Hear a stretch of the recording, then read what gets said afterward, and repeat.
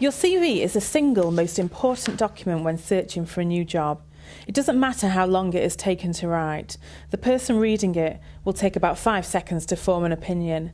As well as grabbing the attention of your potential employer, your CV has to impress them too. You have to show that you have the necessary skills and competencies to do the job. It's a lot to ask, but all it takes are a few simple rules to make sure that you produce a well-presented, accurate and concise CV that will give you every opportunity to secure an interview. The first rule is to write the CV yourself. It needs to represent you and the language you use. You will be expected to discuss your CV at an interview, and a recruiter will definitely know when a CV is not your own.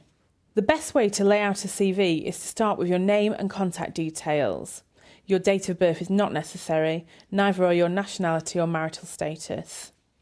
The big question now is, what comes next? This is the critical part of the CV. Some people think a personal profile is the best way to make that all-important positive impression. Sometimes it is, but 9 times out of 10, personal profiles have the opposite effect, and so we think these are best avoided altogether.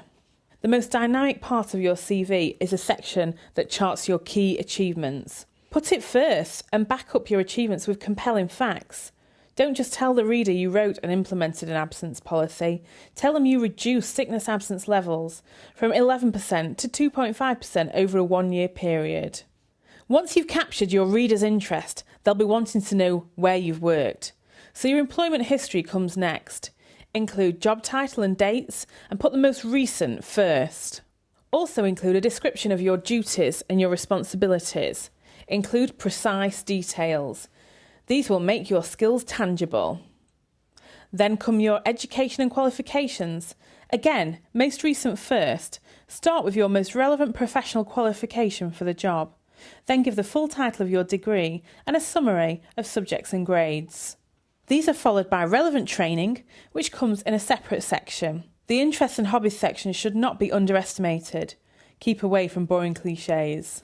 And show hobbies that can demonstrate a range of skills relevant to the job or transferable to a workplace setting. And if possible, pick hobbies that are a little out of the ordinary so you can stand out from the crowd. The final section of CV refers to your referees, and this leads us onto our second rule. Keep it brief. A good CV shouldn't be any longer than 2 to 3 pages. It should be informative but concise. Cut out any fancy and complicated sentences. A good CV will highlight all your skills that are relevant to the job. Dispense with those that are irrelevant, and don't over-describe those that are left. Something else that shouldn't be mentioned at this stage is your current salary. We don't need to mention referees yet either. Your CV needs to be truthful and accurate. For example, declare breaks in service. If a break was due to redundancy, state this clearly. There's nothing wrong with giving yourself credit where credit is due, but never exaggerate. Rule 4. We need to think about the language we use. Keep your CV in the third person where possible, as this helps to avoid beginning sentences repeatedly with I. Be aware of using the relevant tense throughout, and always try to use positive words that describe your skills confidently.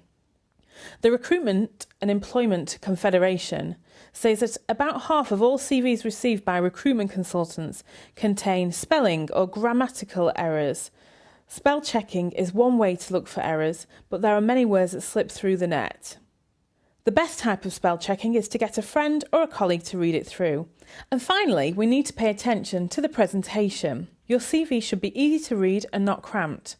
To achieve this, the chosen font should be uniform throughout, although headings can be emphasised with size changes, bold lettering, underlining and italics. Fonts such as Times New Roman or Arial with point 12 give a CV a professional air. For a more interesting font, consider Georgia, or a more classy choice might be Geneva or Verdana. Bullet point styles should not be mixed, and indenting should be consistent throughout. Like the Forth Bridge, a CV is never finished. It should always be kept up to date and, of course, tailored to every individual opportunity that you apply for. By following these 5 simple rules of writing the CV yourself, keeping it brief, being truthful and accurate, getting the language right and applying the finishing touches, you will give yourself every opportunity to progress to the interview stage. And when you get to the interview stage, we can help you with that too.